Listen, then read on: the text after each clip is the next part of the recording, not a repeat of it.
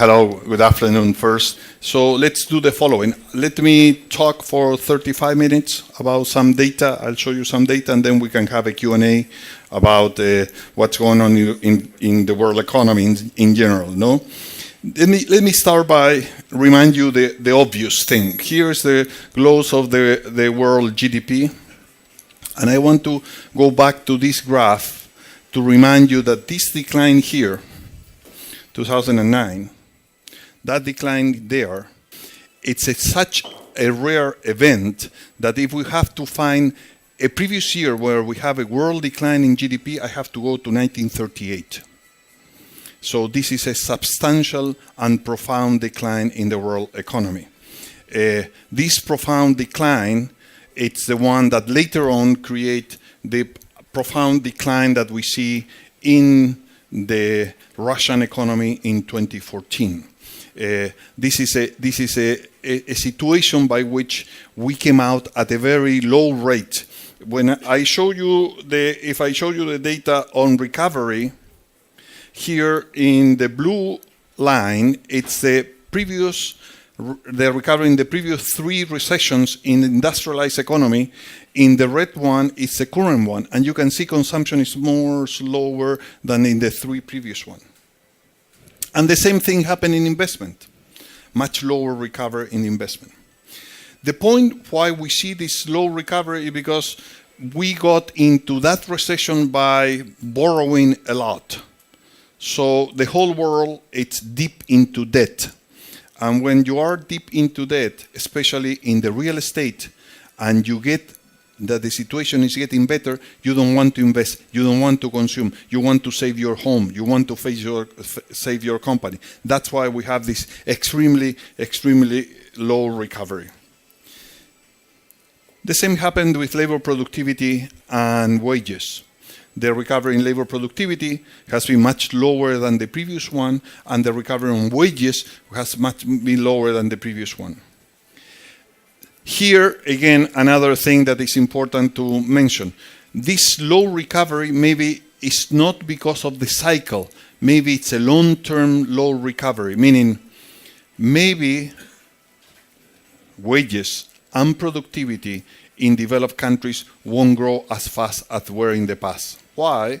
Because today, if I'm a blue collar in United States, if I'm a blue collar in Europe, now my salary is not determined in Europe or in United States. It doesn't matter if I live in London. It doesn't matter if I live in New York.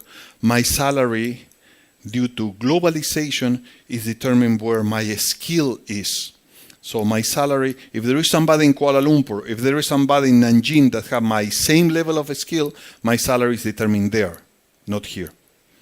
And that's what the process of globalization does, affect to the people that have the lower level of skill in developed countries. And that's what we have. So this growth, maybe it's not a fundamental one. It's not a change that won't, but that will be recovered. Maybe that slow growth will be there for a long time. Not only globalization is making that low growth of salaries, mechanization, automatization, all this process of replacement of human beings by machine, it's making this process of growth of salaries very pretty slow.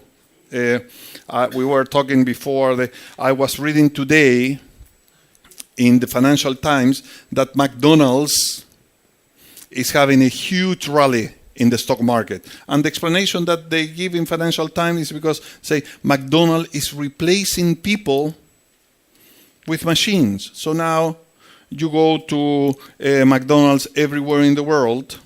This has been the case for years in Spain. And instead of having to ask for the thing, you go to a computer and you ask for your stuff and you go to collect your stuff to the counter. This is a replacement of people. This increase in salaries must not be something that it's transitory but being permanent. But when you look any data, let me see if I can move this, any data of growth of productivity, you will see that productivity is declining.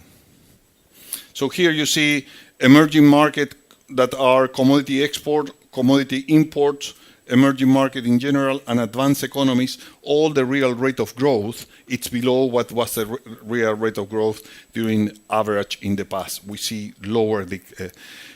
Look here, the commodity exporters have a substantial high decline because of decline in the price of commodities. When you look at developed countries, the same thing.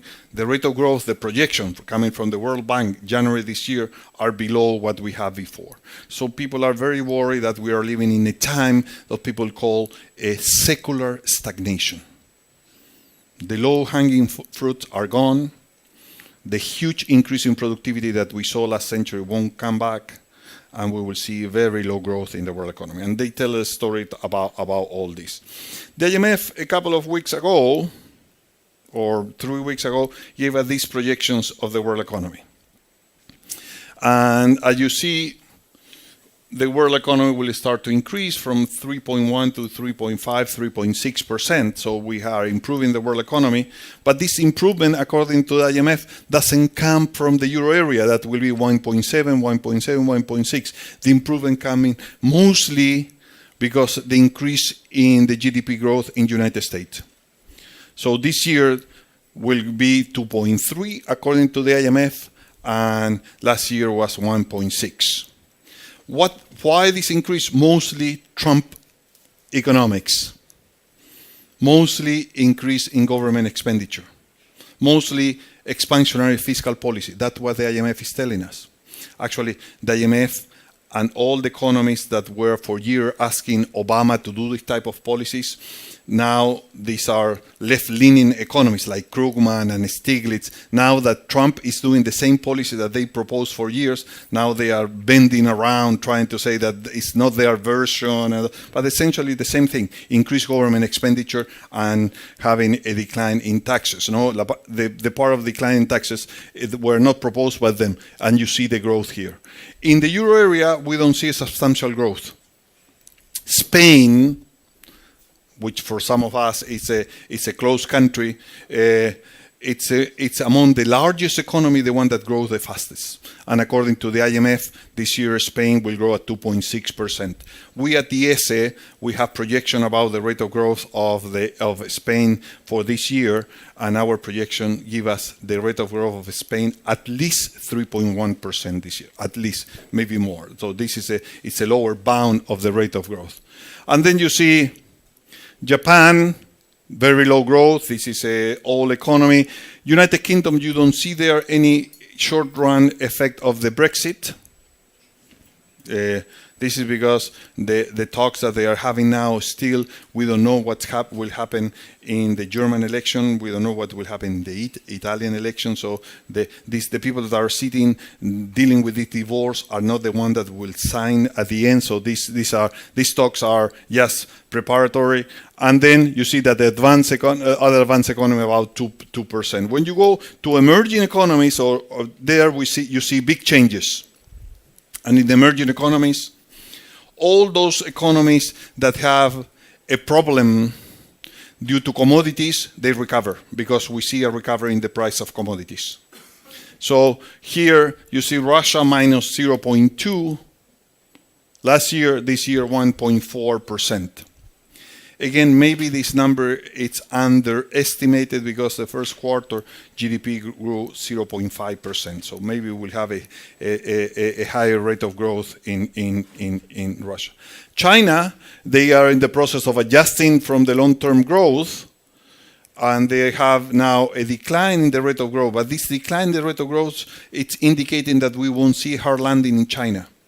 People were worried that this adjustment will imply a hard landing. We don't see that one, and there's no data to show that China will have a hard landing.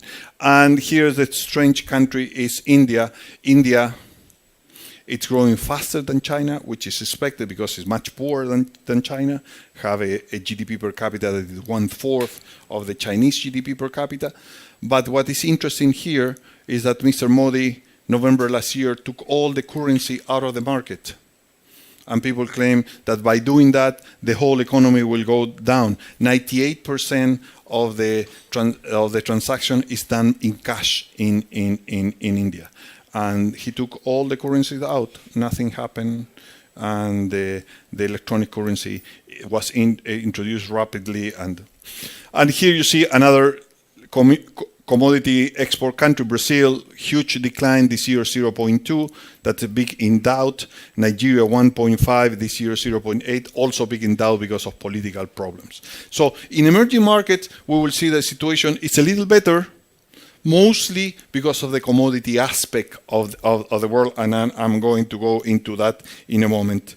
In general, this projection has been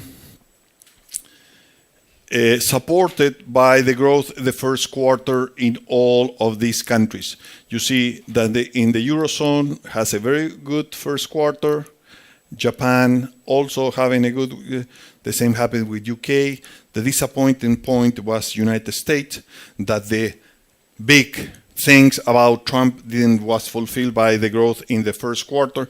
And then you see China, no hard decline. People are questioning the data on China, and that is always it's a big question mark. How relevant, how real is that? And you see here the recovery on Russia, huge decline, and now we see the point of recovery. And this year we might go to above 1.5%. Let me show you just some few data on United States.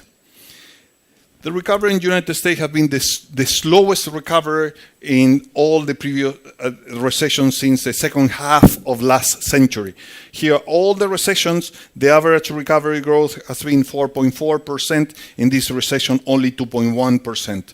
So this is something that in the Clinton administration, they used to remember that they won the elections claiming it's the economy stupid. The same happened this time. It's economy. The economy has, during the Obama years, was very, very, very bad. The recovery was very slow. Despite that, when you look at the unemployment rate during it's at the level that we have in the long term. So the question is, why we have a low unemployment rate in the United States, what is a long term, 4.3%, with this very small recovery in the United States? And the reason for this, that in the United States something incredible is happening. The labor force, meaning those that are looking for job, is declining. So people are taking themselves out of the labor market. And this is not because of aging. These are able people that are deciding not to participate in the labor market. And you see here, I don't know if you can see, this is the recession, and see the huge decline. In fact, there are people that are making calculation. Here's the decline in the labor force and the decline in unemployment. This is just to put this together to hint, we are declining unemployment because people that are looking for job is declining. In fact, these people have calculated what is the unemployment rate in the United States if we keep the labor force relatively constant. And if we look at that, today the unemployment rate in the United States, instead of being the long term, should be something above 8%. So this is the adjusting, cleaning by this decline and this. And I'm doing all the things because I want to make the point that Mr. Trump is a consequence of this process of the huge process of change in the income distribution in the United States, where most of these people that are really taking themselves out of the labor market is because they have realized that they don't find decent job, and the administration of Obama has given them subsidies. For example, this is the number of Americans that are in food stamps. This is the direct subsidies in kind to eat. They are not subsidies in money, but in kind. This implies that more than 15% of the American population live out of subsidies to eat. So this is the impact of these policies. Look what has happened in the state with the difference between the growth in median household income, the growth in GDP, the corporate profits and the growth in equities. So although we have a substantial growth in the GDP and corporate profit, you see that the median income of Americans has been almost constant, just an increase of 17%. And this increase in 17% have been deflated, have been adjusted by the growth in prices. When you see what has happened to the change in prices, you see that in the United States, college tuition, childcare, Medicare, food and beverage, housing, they have grown much faster than the growth in the median income. So why has it been relatively constant or a little growth? Mostly because of these activities, no? That have been declining. But the important things like education, health, housing, food, have been growing much faster than the others. So this is something that it's important to mention. Look at the mortality rate of non-Hispanic white in the United States. This is the mortality rate of non-Hispanic whites have been increasing during this time, although the mortality of Hispanic and non-Hispanic blacks have been declining. In fact, if I show you the mortality rates among white non-Hispanic men in the United States, have been growing like nowhere in the world. Why this reason of this mortality is increasing? Because essentially poisoning is as a euphemism for drugs, suicide, and alcohol. So there have been the substantial increase in. No, again, this is something that is strange to compare to other countries. Here you see the mortality rates due to drug, alcohol, and suicide among men and women aged 50, 54 in the United States and compared to other countries in the world. So this is the process by which we see this segment of population that have been left behind by this process of growth and left behind in which way? In a fundamental way. There is a nice study by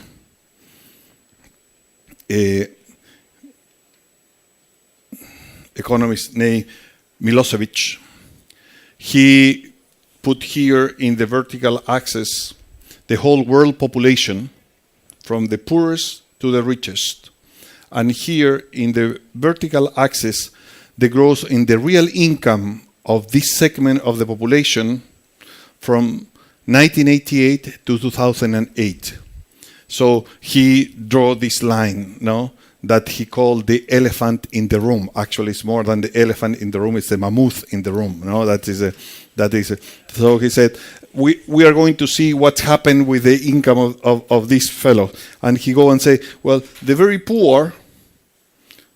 Sub-Saharan Africa, people that live today in Burkina Faso, people that live in Uganda, they don't have a substantial increase in their income. Why? Because they are outside the process of globalization and new technologies and all the things. But when you look at the middle class in China and India, they have a substantial increase in their income through to this process of globalization. But then if you look at the middle class of United States, the middle class of Europe, these guys don't have any increase in their income. Why? Because most of their jobs were taken by these guys.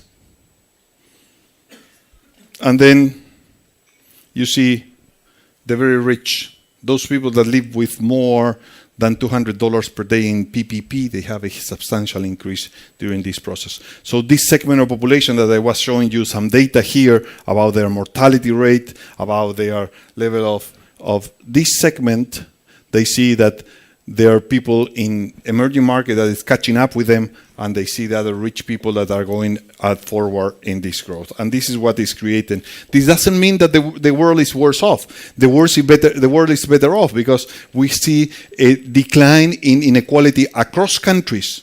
But inside the countries, we see an increase in inequality. And we see a substantial decline in poverty due to this, but this is the This is the issue that make people to vote for candidates that offer them easy solution to this problem, and this problem doesn't have any easy solution. No? What Mr. Trump is proposing? Mr. Trump is proposing essentially two policies in the short run. Increase government expenditure. How much? They don't know exactly because the Congress, we don't know how much the Congress is willing to pass, but initially was $1 trillion in 3 years of government expenditure. $1 trillion. That's 4 times the amount that Mrs. Clinton was proposing. And at the same time, a decline in taxes. Taxes for corporation and taxes for people. That's the one that they want. So essentially, it's increasing government expenditure and decreasing taxes, increasing government deficit. This was the same type of policy that Mr. Ronald Reagan followed in 1980s.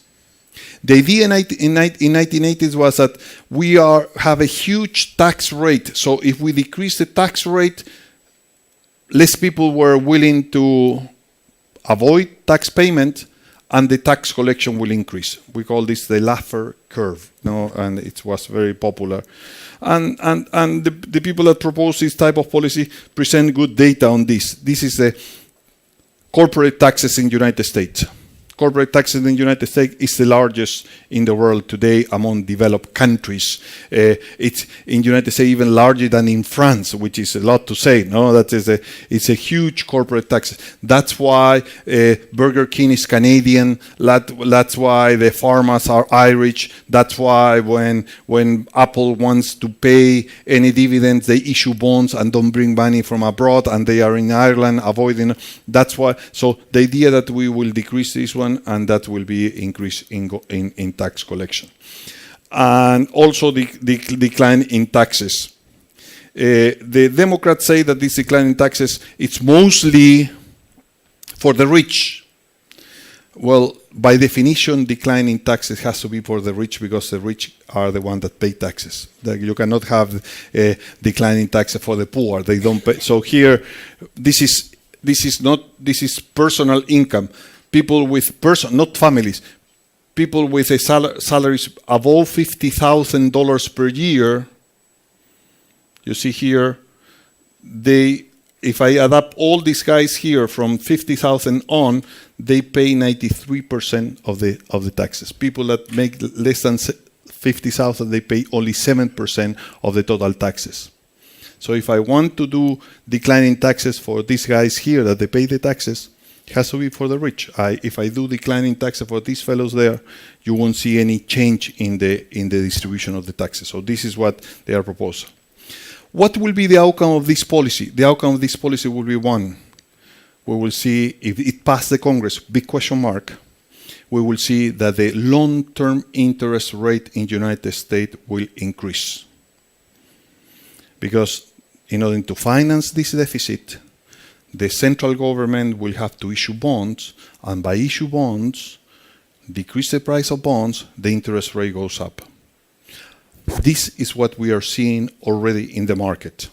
So when I look at the interest rate in the United States, and I will have to move, when I look long-term interest rate in the United States, and here you see 10-year bonds in the United States, you see that already the interest rate is increasing, the long-term, 10-year bonds.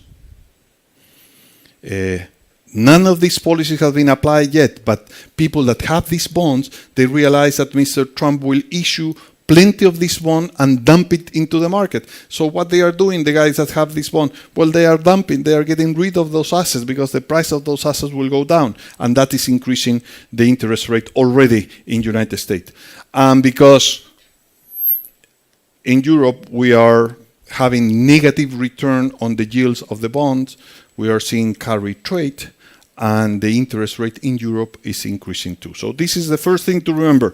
We will have an increase in the long-term interest rate, and we already are seeing that increase in the long-term interest rate. So let me move now from fiscal policy to monetary policy. This was increasing the money supply during this big recession of the main central banks of this world. So there is a money supply from the Fed, from the ECB, from the Bank of England, and the Bank of Japan. Before the recession, the money supply of the world was roughly $3 trillion. Here it's the Fed doing quantitative easing one. This is 15th of September 2008. Lehman's go belly up, and the Federal Reserve immediately pumped money to save the banking system and start pumping money. Then the Bank of England did the same, saving the banks in the United Kingdom. Then Mr. Bernanke decided to save the system, the core of the financial sector, that was the real estate system, and start giving money to buy mortgage-backed securities, and then buying government bonds. And then the Bank of Japan start pumping money too, because Mr. Abe has 3 arrows, and one of the arrows was increase the money supply.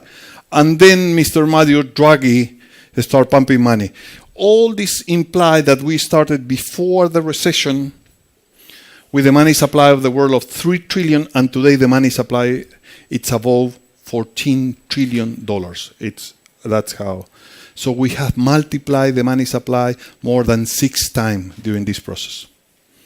This is a huge tsunami of liquidity. This is the liquidity that is everywhere. That's why we see that the assets have been increasing this was the liquidity that was increasing the shale gas and shale oil in the United States with low interest rate.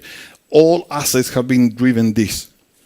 Now that we arrive to a situation where in the United States the inflation rate is increasing and unemployment rate is the long term, despite all the problems, United States start to taking this money out, want to take this money out. And how do United States has to take this money out? They have to increase interest rate. That's how you take money out. So this is happening in the United States. Not only the long-term interest rate is increasing, but the short-term interest rate is also increasing. Because we have an strange combination of policies. We have an expansionary fiscal policy that is increasing the long-term interest rate, and we have a contractionary monetary policy that is increasing the short-term interest rate. The whole yield in the United States is increasing. So the whole structure of interest rate is increasing. And here you see what's happened with the yield curve of the United States. The whole curve is moving up. Not only long-term interest rate is increasing, but the short-term. So here you have the yield curve. The day of the election of Mr. Trump, this is the yield curve in May. The whole thing is increasing. What this will imply that money will flow to United States. And when the money flows to United States to buy all these assets, I need dollars, so the demand for dollars will increase and the dollar will appreciate. And that's what we are seeing in this process, that the dollar is appreciated. By the way, this appreciation of the dollar will imply that American goods will be more expensive, and for Americans, foreign goods will be cheaper, so that will increase the current account deficit of the United States, contrary to what Mr. Trump wants to do. But this is what this is the whole thing. So we see that in the United States, all interest rate is increasing. And this is something that we are seeing in the market, and it's something that we are already feeling that stuff. In Europe, in the meantime, the situation have not been very good. You see here how much is the recovery of the European countries from the recession. So here, 0, it's the first quarter of 2008, and you see the decline and up of the countries. United States recovered immediately from this recession. Immediately means the recession started the first quarter of 2008. By 2011, United States has a GDP level higher than the one that we have before the recession. So United States make this, and here you see Germany did it, the Eurozone did it later on, and you see Spain, last quarter of last year still was at the level that have before the recession. Actually, United States, we crossed the level of that we had before the recession like 2 months ago. That was so. These are all almost 10 years of loss of GDP. And there you see Italy, no hope. And there you see Greece. Greece's substantial decline. This is the tragedy of all this story. Substantial decline, 26%. This decline is bigger than what we saw with the Great Recession. This is the recovery of the United States in this recession. This is the recovery of the Eurozone in this recession. This is United States in the Great Depression of 1930. This is Greece. So Greece is in a incredible situation of the whole system have been imploding in the case of Greece. What's happened? How do we come out of this recession? Well, Mr. Mario Draghi wanted to pump money to the system, to do the same that the United States was doing. So here I have the money supply of the Fed, the ECB, and Japan. You see, the Fed and the Bank of Japan were increasing, but by 2013, the bank stopped wanting money in Europe. The bank said to Draghi, hey Draghi, we don't want money, we don't want to lend money. We want just to increase our ratio and not to be worried about what's happening in this world. So Mr. Mario Draghi make the following, he said, I will do whatever it takes to save the euro. And whatever it takes implies that I will buy bonds of the government. I will do the same that the United States did. People say, Mr. Draghi, that's illegal. Look at the Maastricht Treaty. You cannot do that. Mr. Draghi claimed that life is tough, that sometimes you have to do what you have to do. And after a while, he said, well, Mrs. Merkel told me that she will look to the other side. And so he started pumping money. And here you see the pumping of money. How much money is pumping Mr. Draghi? Already has pumped more than 1 trillion euros. And today policies of Mr. Draghi are these ones, no? Here's Mr. Draghi. This comes from a German business magazine, because the Germans are not happy with this, because they are claiming that Mr. Draghi is smoking their savings. And in part, they are right. But he's saving the system. If Draghi doesn't do this, we wouldn't have euro today. So what Draghi is doing, if you're a bank and you ask money to Mr. Draghi, charge you 0. But if you want to do like the American banks are doing and send this money back to the central bank and not lending to the people, Mr. Draghi will charge you a penalty of minus 0.4. But Mr. Draghi also said, look, I'm going to do another thing. Although I'm a central bank and central bank used to lend only short run, I'm going to lend you at 4 years. So borrow money from me. I'll lend you money at 4 years. So you lend the money to the public. How much will you charge us, Mr. Draghi, to 4 years? I will charge you minus 0.4. So if you come and borrow money from me at 4 years, I will pay you. And that's what the central bank is doing. And on top of that, he's buying 60 billion euros per month in bonds, private and government bonds. It used to be 80 billion until March, now it's 60 billion. So Draghi is pumping money to the system. The problem that Draghi had is that in the United States, it's easy to buy bonds. Why is it easy to buy bonds? There are only one bonds, the treasury bonds. But in the European Central Bank, which bond I'm going to buy? I have 19 bonds to choose. To avoid problems, Draghi said, I'm going to buy bonds according to their positions in the central bank. So Draghi has to buy 30% of German bonds, because that's the position of Germany in the central bank. The problem that there is no German bonds, because Germany has a surplus in the budget, not a deficit. So the demand for German bonds is increasing, no supply of German bonds, the price of German bonds is increasing. So if you want to lend money to Germany today, you have to pay Germany, because the interest rate, the yields are all negative because of this huge increase in the money supply.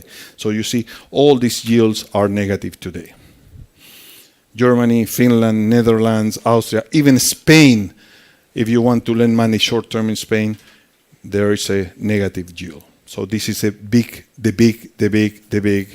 bubble that we have today, are bonds of these countries. This thing is finishing because the interest rate in the United States is increasing. And because the interest rate in the United States is increasing, people will start doing carry trade. Take this money to United States. So Mr. Draghi, the days that he has in front of him to save us are becoming shorter, shorter, and shorter. So with all this, what's happening in the asset markets? First, just remind you, Draghi saved us by doing this policy. If we're not for Draghi, we wouldn't have the dollar. This is the fall in government interest rates. This is Italy is saving per year 3.5% of GDP because Draghi buying the bonds is decreasing the yield. Spain is 2.5%. That's how Draghi is saving us. The thing, though, that if you take all the interest rate to zero, you kill the business of banks. So when you look at the value of the banks, the European and the Japanese banks that is following this policy, if you look at the value of the European and Japanese bank, here's the ratio of the prices of the banks over the book prices. And in Europe and in Japan, the prices in the market, it's below the book price of the banks because the business of the banks has been disappearing. So this is the problem.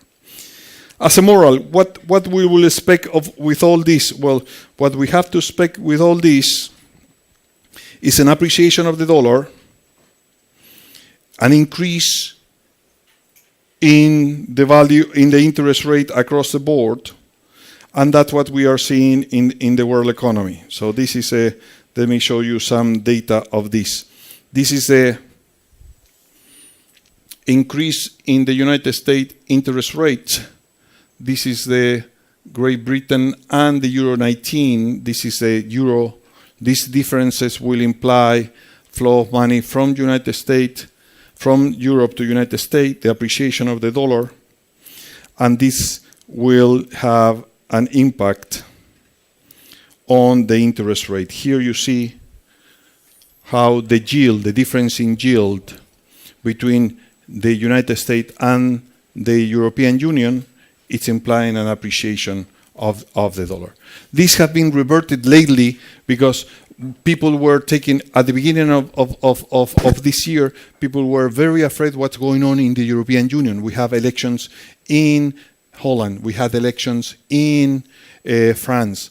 Now we have a new one that we didn't expect in the UK, but now we are going to have elections in Germany and at the beginning of next year in Italy. People were thinking that all these were Mrs. Le Pen might win, and all this, they have much more uncertainty. Now Mr. Macron has arrived and has given stability, and the instability in the system has declined. No, but that's why some money is coming back now. You see, some money is coming back to Europe after the election of Mrs. Macron. These are the capital flow. So you can see here, although we see that the difference between the bond yields have been stable, the euro has been appreciating. And this is the French presidential election that have changed this scene dramatically.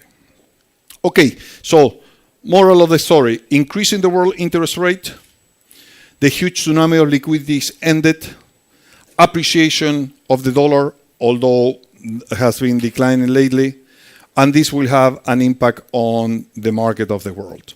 How that apply to a country like Russia? What's the implication of this for a country like Russia? There are some implications that are key for the Russian economy. We see first that, let me show you some things. You can see here what is the correlation between the GDP and the oil price growth. Although hydrocarbons are only 10% of the Russian economy, hydrocarbons are between 65 and 70% of the export of the Russian economy, and are between 45 to 50% of the government revenue of the Russian economy.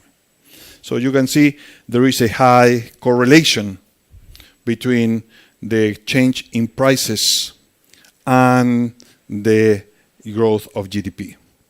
during this good time from 1998 to 2008, 1999 to 2008, these good times here, the average increase in prices of oil was roughly 30% per year. That's the average increase in prices of oil during that period of time.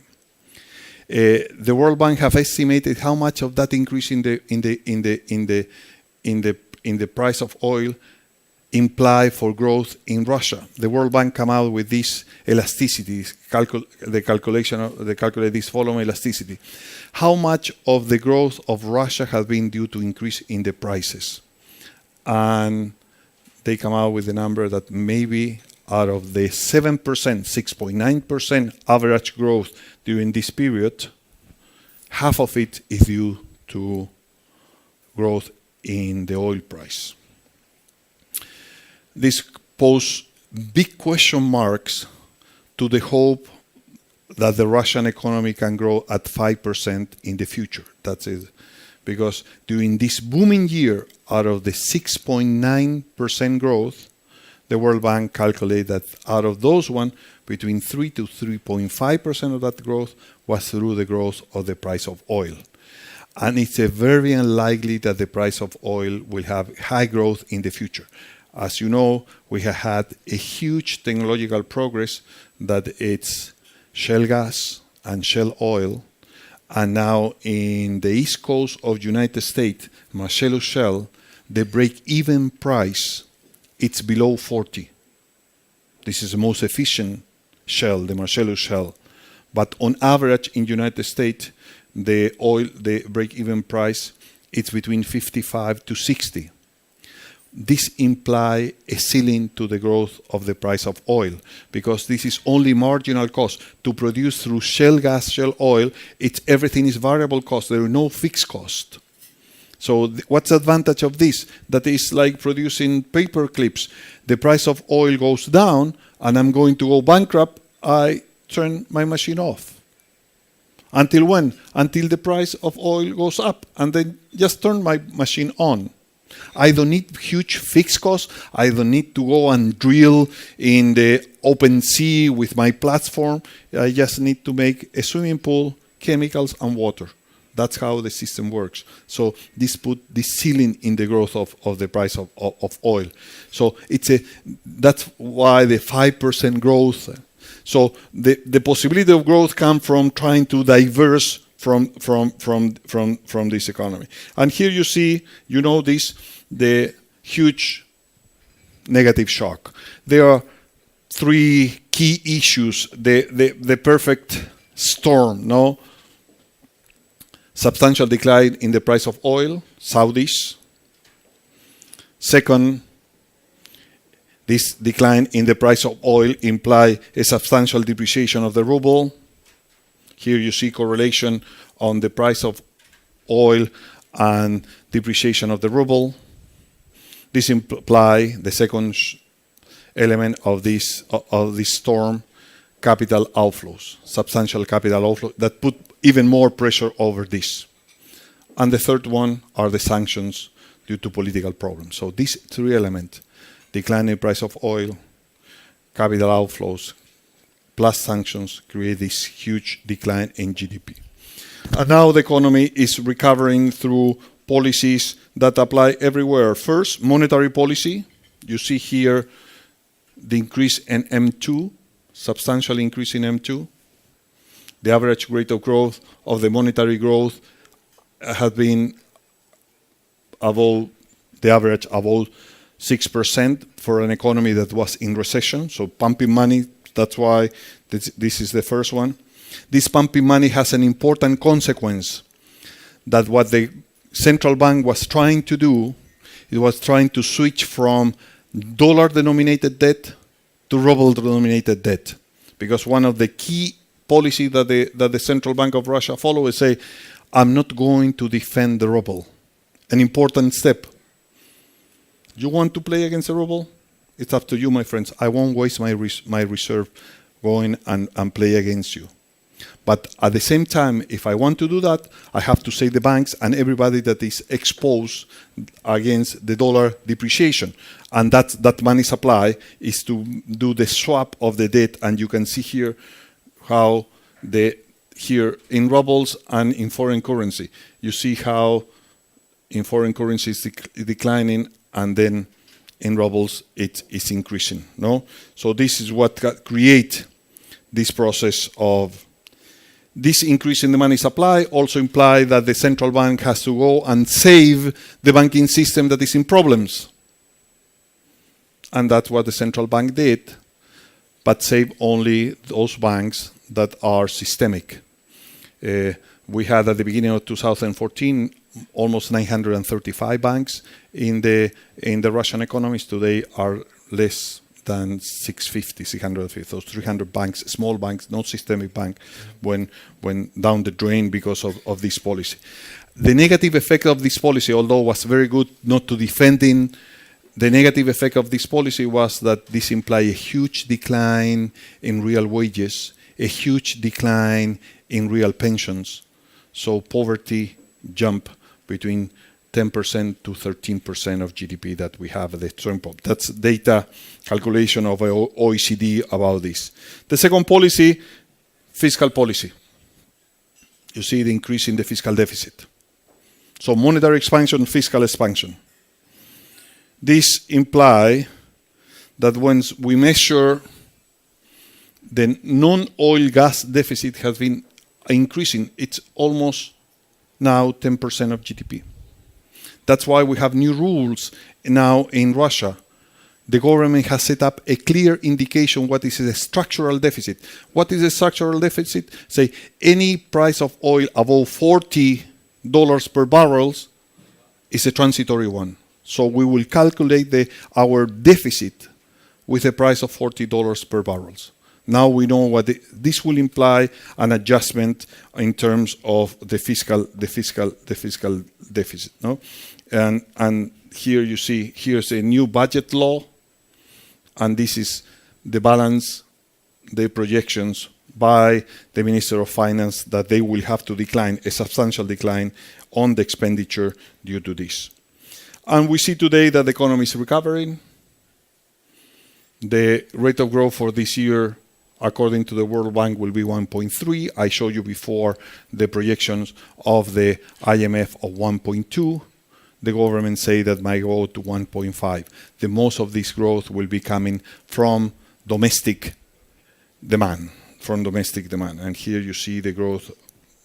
This growth is coming from domestic demand and export of goods and services. So the recession might be over, and it's over. The big question is, what will happen with this process of wanting the economy to grow at 5%?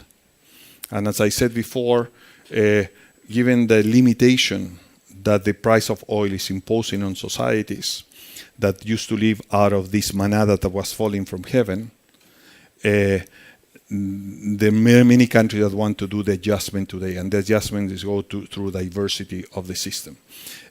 What the big constraint that all foreigners, observers tell about the Russian economy is the one that we know for all the time, the quality of the institutions. When you look at the Transparency International, ease to do business, or economic freedom, Russia, out of 190 countries, it's moved around 113, 117, something like that. So this implies that the institutional, the respect to property rights is not there at the level that a country like Russia should have. And this is a big undermine to capital inflows to the country. But the short run situation, it's clear that we see a recovery, and this recovery, it's at all levels of the economy. So we see a substantial recovery at all levels of the economy. Again, institutions. You have told my courses that's what we bank, institution. The quality of institution is the key to have long-term growth, and if you don't have an improvement, the quality of institution. That doesn't mean that Russia has to have a substantial increase and improvement on that. Tax-wise, is one of the countries that have the most simplest and better tax system. But the problem is how stable are the institutions and respect to property right to long-term investment. And that's what the rest of the world is looking with a big question mark in the case of Russia. Questions? Let's go to Q&A. No, I can keep going to questions. Anybody has a question? Question is Brexit. What's your opinion on Brexit? What's next? Well, Brexit, we start the negotiation that just started. I didn't talk anything about Brexit because the one thing that we will know now that the negotiation is started, it's that once you trigger Article 50, you have 2 years to come out of a resolution. The only interesting thing that we know from this beginning of negotiation is that migration is excluded from the beginning. So the Europeans, the continental Europe, are gaining in the first step. So they say, we are going to discuss in this process only about trade. But this will take years. This won't be solved in 2 years because essentially we don't have the political support, although it's highly unexpected that something will change in terms of the election in Germany. We don't have the political support of coming from that election. So the first thing that these people will decide, well, that we will extend the period.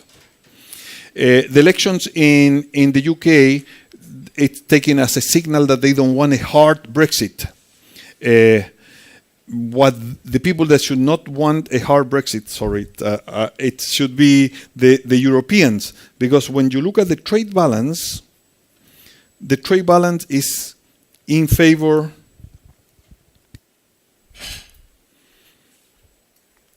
Here you see balance of goods and services, 2015.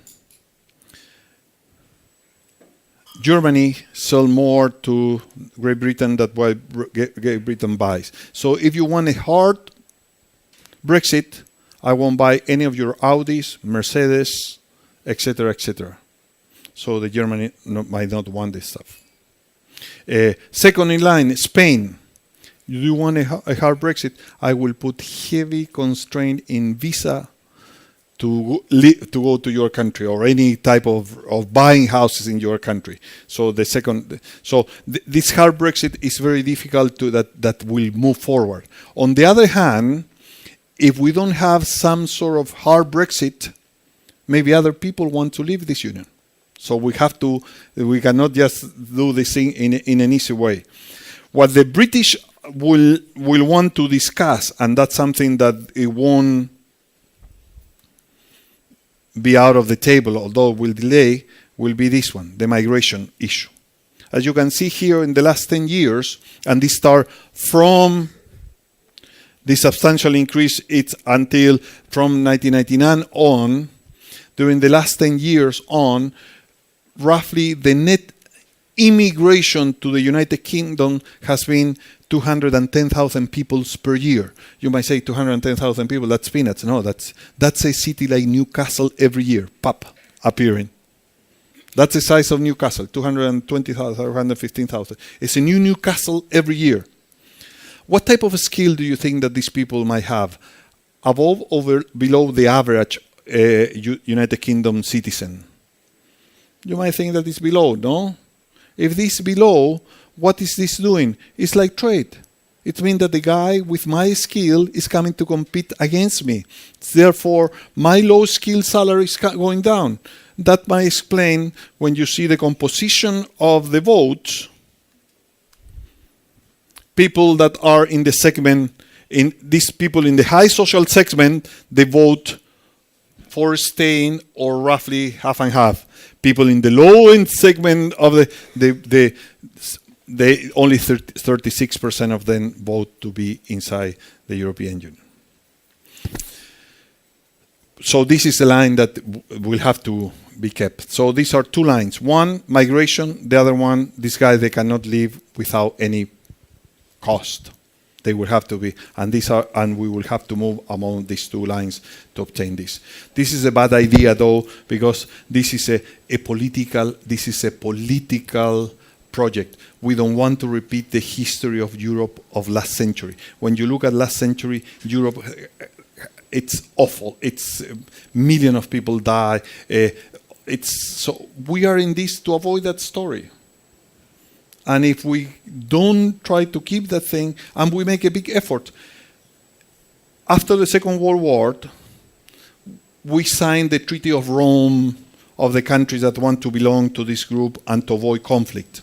Before that Treaty of Rome, there was meetings of the participants to try to see how they are going to, what this Treaty of Rome will comprise of.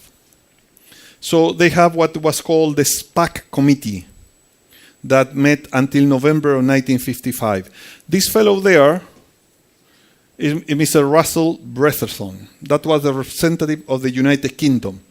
When he saw what the French and Germans and Italians wanted to have as a treatment of Rome, he went nuts. He said, these people are incredible. So he, just before there was the sign of this pre-Treaty of Rome, he said, the future treaty that you are discussing has no chance of being agreed. And if it's agreed, has no chance to be applied. And if it's applied, have no chance to be ratified. And they say, no, this is crazy. And despite all that, United Kingdom entered to the thing, knowing that was going to meet with people that didn't have their philosophy. What is their philosophy? That most of continental Europe is anti-business when you look at the data from their perspective. They are not liberal in the European way. So if this is true, there is a huge cost for Europe to UK to be living. First, we don't keep the unity that we need to avoid the history of last century. And second, the only guys that look at the private sector as the engine of growth, they are leaving. So we are in hands of the French. Bad idea. Yes. What do you think about the relationships between Mr. Trump and Mr. Putin in future? Thank you. Well, they have been talk constantly about this and that. You know, this is and actually there is a special commission now in the. I think that this is a bad idea because they take it away from what is key and they solve the fundamental problem of this country. We're spending time on leaders, quote unquote, that their personality and their way to do business, instead of spending time how we are going to solve the problems of these countries. No, that's fundamental problems. The issue is how we are going to solve the problems of the people, and none of this is a good time. It's a waste of money and resources about this. It's not relevant for all this. I don't think that Mr. Putin had anything to do with the election of the United States. I think that this is both sides want to foster this because this is how Mrs. Clinton want to see something that was incredible, that she lost the election. So this is so it's a good way to keep this alive, but it's not a relevant issue in terms of solving the problems. You mentioned the trend towards increasing long-term rates for government debt, especially in the United States. So how serious are the long-term consequences? From what I can understand, three things may be seriously affected. The budget position of United States, keeping in mind their stock of accumulated debt and the deficit that they still keep accumulating and probably growing. Another is the asset pricing that may be affected with this, and probably the thing closest to Russia is the commodities prices, and in a wider sense the emerging market economies who will also be facing the rising cost of capital. Let me start from the end. Money flowing to emerging markets. Money flowing because we have this huge liquidity. So you have this tsunami of liquidity. I could go to United States and borrow at zero. Not me, but somebody that has some capital. I cannot do it. I can borrow at zero. Take this money, and I could come to Russia. And before the problem of Yes, but before the sanction and everything, and put it on 6-7%. Or I could go and borrow at zero in United States and go to India, exchange it for rupees, and India put it at 12%. Or go to United States and borrow at zero and go to Brazil and reals, and the Selic domestic interest rate was 15%. All this happened. So what's the size of the dollar-denominated debt in emerging markets today? According to the Bank of International Settlements, it's around $10 trillion, non-hedge. Now the interest rate in the United States is coming up, the dollar is appreciating. What's the problem with all this country? Huge problem, because all my liabilities are increasing, all my assets are decreasing. So something will have to happen. What's implied for the ruble? Depreciation. Not arrived to 82, 83 that arrived in 2014, but already at the level of 68 that we have today. 68 is roughly per dollars. So, yes, that level is 30% above before the problem started. So this is this first thing. Second, the steroids in the financial market are over, because United States is starting to take money out, and the all international central bank will start to take money out.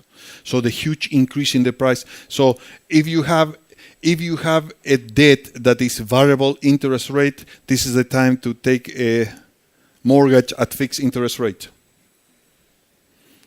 In Spain, until 3 months ago, I teach executive MBAs in Madrid, which are guys that come Fridays and Saturday. And I told the guys, look guys, this is economics, not very interesting, but I will pay for your MBAs. How? Go and tomorrow and borrow to buy a house. And go to that bank, what it's giving 1.5% fixed interest rate 30 years. That was what they were given 3 months, 1.5 interest rate per year, fixed interest rate 30 years. Because banks have this huge tsunami of liquidity. Now in the Caixa, they are giving at 2. I will take it. If I were young, I will take it too at 2. This is a huge. So it's a time to. Third, commodity prices, the dollar commodity prices. If the dollar appreciates, the commodity prices will have to go down. Because when we have an appreciation of the dollar against other currency, the dollar price of the commodity goes down. The euro price of commodity might go up, but most of the effects is in the dollar price of commodities.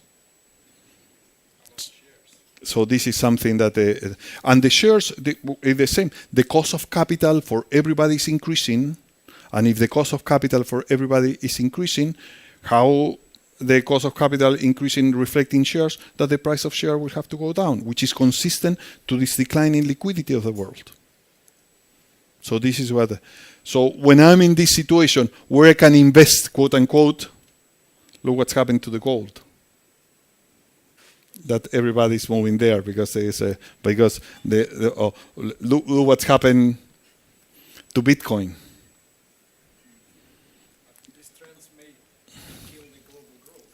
Oh, yes. Yes, but this, I don't have a social life, so I used to take Mrs. Yellen speeches and go and check how many times she say global, how many times she say rest of the world, how many times. So I will go, I didn't go like this, I just took the PDF and searched global, Trump. And I took all the speeches for 2 years. The first speech, she just used one time the word global. By the end, when I got tired, that was like 3 months ago, the last speech, that was 50 times. It was only global, global, global, global. What Mrs. Yellen is sending the message to the world, I am the head of the World Central Bank, and I'm going to increase interest rate. So the world, watch out, because this is important for all of you. You will have to, you are an export, a commodity export country, and you have a debt in dollars, watch out. because your currency will have all the pressure to depreciation against me. Because the price of commodity will go down, and because so this is. Now, what's happened the last year? Why do we see this thing? China have been growing through investment. So China has been the main source of demand for commodities. Sorry to, but so if China, have been demanding almost 50% of all sorts of commodities. So here, you see, in 2014, how much of the world aluminum production was demanded by China? 54%, nickel 50%, copper 48%. So this is China, no? So China want to change from investment to consumption. What's happened to the price of all this commodity when China say, I won't demand more of all this commodity? Drop. It went down. China not demanding. You have to consider the size of this country. This is China in 3 years consumed more cement than the United States in 100 years. And did it again. This is the amount of investment and they decided not to do it anymore. They want to go from that one. The price of commodity went down. But beginning the first quarter of last year, the Chinese, they started to realize that maybe they were doing it too tough, and they start doing some investment again. And then you see but this is not a long term. This is just the Chinese trying to manage their economy. So this is a message. Are you a commodity producer? Watch out. Especially if you're an industrial commodity, so Zambians of this world, Chileans of this world, Peruvian of this world, you have a tough situation. 32 African countries of this world, because you produce industrial commodities, and you were happy because China was buying all this commodity from you. China is over. They won't do it anymore. If you produce agricultural commodities, it's a different thing, because I will have to keep eating. But so. If fortunately I don't have any of this problem, but if I were to have some money to invest, I will go to agricultural commodities. That will be the sector that I will go, because this is something that it will keep growing and keep growing and keep growing. Let me just, you see here, China is 20% of the world population, 13% of the world GDP, but already we know these are production. It's consuming 30% of the rice, 22% of the corn, 17% of the wheat. And China is a country that has the smallest ratio between arable land and population. So this is something that I will take into advantage. If every Chinese older than 18 today have a pattern of drinking beer like every Spaniard older than 18 today, we won't have enough barley to that supply. So this is something that is any other question? Thank you so much for your explanation and contribution, and I have maybe we could comment shortly. Mm-hmm. What's your view on the possible transatlantic deal? I mean TTIP. Yeah, the transatlantic one will keep going, but here it's the Chinese that are taking advantage of this through the Silk Road. No? Initially, Mrs. Clinton, when she was Secretary of State, she left outside China from the TPP. No, she said that, and which was just a political move, because China should have been the core of that thing. So when Trump moved away, now the Chinese are coming in with the Silk Road, which is it's an excellent idea, excellent public. It's beautiful to see this. I really, this make me very happy when let me see if I find it fast. No, I don't have it, but I used to have the two presidents. No, Mr. Trump say that globalization has made the financial elite who donate to politicians very, very wealthy. So we have to get rid of globalization because left million workers in the street. And Mr. Xi Jinping telling that globalization is not the cause of the problem, but this is, you see how the world is. So for us, now I'm talking as a Chilean, from us, the poor guys of this world, globalization is helping us because, as we know from basic economics, trade benefit the abundant factor of production. And in our country, the abundant factor of production is labor. In the north, in rich countries, the abundant factor of production is capital. So in this country, who benefit from globalization is labor. In this country, who benefit from globalization is capital. And that's what makes this different. So I don't know if the Europeans will be that much willing to go with all this process. But we, emerging market guys, we like this deal. Is it now the time to buy Spanish real estate? The thing is of real estate is location, location, location. So I bought a house in a town lost in deep Catalonia. The name of the town is Matadepera. I bought a house in let's say 100. After a year, the price of the house was 130. After 2 years, 150. I say, this is a proof that I'm an expert on finance. I bought the second house. Now both of them are worth less than the first one. So, and I go to the bank and beg them take the houses. They take it. I will no. So what happened downtown? What happened in Paseo de Gracia, in Barcelona?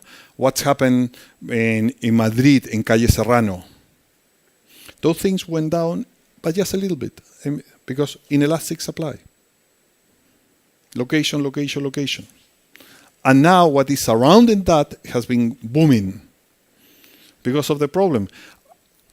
I'm Russian. I'm loaded. None of this is true, as you might know. I see all these stories that here that the ruble will depreciate. What do I do with my money? I go there. Well, everybody's there already. So the prices are. Despite that, when you do an analysis of the average rate of return of, let's say, a hotel in Barcelona, is between 2.5 to 3% per year, which is today is extremely high. Today is extremely high because it's to that. If you want to compare to an investment in emerging markets, you have to take into account the country risk and the exchange rate risk. So 3% in real terms, it's a very high rate of return. But 3 years ago were 8%. 3 years ago was 8%. Today is still at 3%. Any other? Thank you for the lecture. One question about the institutions. There has recently been some discussion in Russia that the current situation in politics, maybe to a lesser extent in economics, resembles the one in Spain in later times of Franco. What would be the lessons from the Spanish story on how to recover, how to rebuild the institutions, both in politics and in economics and business? I think that there is a big difference to make any comparison. I have never heard a Spaniard talk about his or her countries as the motherland. That's the typical term used by Russians. Motherland. That implies that we were an empire and we deserve to be one. It's the idea that you don't play with us, because actually we enter into Berlin, we save you. With our life, our sacrifice, we went there. And what Spain did one day in mid-70s, at the end of the 70s, they have a pact of all the political parties. And they say, we don't want that Europe ends in the Pyrenees. We want to belong to Europe. And they were sitting in what is called the Pactos de la Moncloa. Moncloa, the palace, the pact. And we're sitting there, all the people that want to kill each other a few years before, from the communist guy named Carrillo that actually killed many people, to the right-wing guy named Fraga that also didn't kill but was surrounded by people that killed many people. All these people that wanted to kill, in that meeting, Mr. Fuentes Quintana, that was the minister that called all these guys, say, we want to belong to Europe. We cannot continue like this. We just came, he didn't use this word, from a dictatorship of many years. We can easily be another Latin American country in Europe, like Portugal is being. Portugal was a Latin American country for many years. We want to belong to Europe. So we have to do these reforms. And what everybody said, from the communists to the right wing, in 2 hours, everybody said, yes, this is what we are going to do. That day, Spain did an outsourcing of institutions. They have institutions outdated, coming from a dictatorship, and that day they decided to do an outsourcing of better ways to organize their life.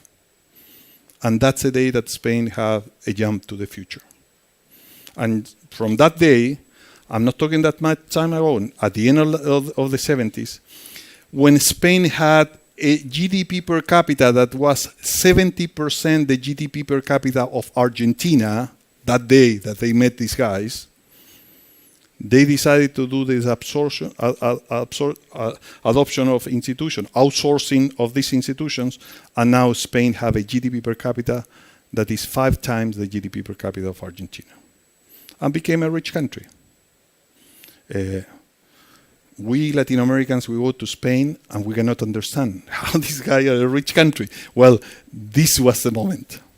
This institution that make the difference. That thing, it's like claiming, well, now Russia will join European community. And you cannot do it. You're Russia. You're motherland. So you will have to do endogenously, which is extremely costly. You will have to do it, which is, it's okay. That's why at some moment of time, society has to wise up and say we need to do these changes, and we will start doing the changes. And that's how. And you might believe that will take years and all the things, but look, December 1991. When Mr. Gorbachev said the Soviet Union ceased to exist, is around the corner. Look how many years took the United States. We have to be optimistic about this. This country is an incredible achievement during these years. I was reading Mr. Gadar yesterday about the foundation, and I still there. You can go and read. I had to use Google Translator, so it was taking a lot of time to do the reading. But you can see what the guy said when he came to run this country. It was incredible. And look how it's now. So it's a huge improvement. Might take years, but it cannot do the outsourcing institution because you are a big country. You don't want to be treated like, oh, we will allow this country, but we will impose you some constraint in order to join. No, you're Russia. You will have to do the job. So it's an endogenous change. Any other? Was I too pessimistic? You will look at me. I say that's like. No, that's never happened. That never happened. You see, when there are leaders, they say, we are going to go to that country, we are going to liberate, and then we will create democracy. Look how are this country now. All has to be changes that are coming from the people realizing the change, the need of change. If not, it's very difficult. I think that there is a question here. No? Well, without microphone, I think. What's about the probable exit of Catalonia from? Oh, this is a. Yes, these are feelings, no? It's like I like the Barca, you like the Madrid. you cannot speak rational to any of these two guys from both sides. No? It's very difficult to have a rational talk with both sides. So one guy, they say, look, we are giving much more money to the rest of the Spain than the one that we are getting. How do you know that? That's the main question that you have to ask. We have free flow of goods, capital, labor. How do you know how much are you paying and how much you are receiving? It's like making how much it's this neighborhood with that neighborhood. How much you have free flow of capital, and it's impossible to know. They do their assumptions, but yes, nobody have done assumptions that give the opposite result that they want. So this is it's a crazy type of discussion, which doesn't. I don't know. It doesn't. Again, it's like the Putin. That will never. I very likely that will happen. I think that the likelihood is increasing though, because of education. And this is a process that might take some time to achieve. In the short run, meaning the next 5 to 10 years, I think that is very unlikely this to happen. No, I wrote about my ex-dean, Jordi Canals. The guy one day entered to my office, almost crying, tell me, Pedro, why do you do this to me, Pedro? What did I do? Why did you write that? Well, I wrote an article that said, people ask me your question, no? And I grew up in a communist family.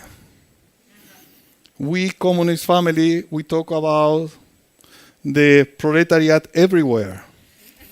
United, and I grew up singing songs in Chile, singing songs of the civil war in Spain, that the song will say, you tell me that my country is a flag and a gun.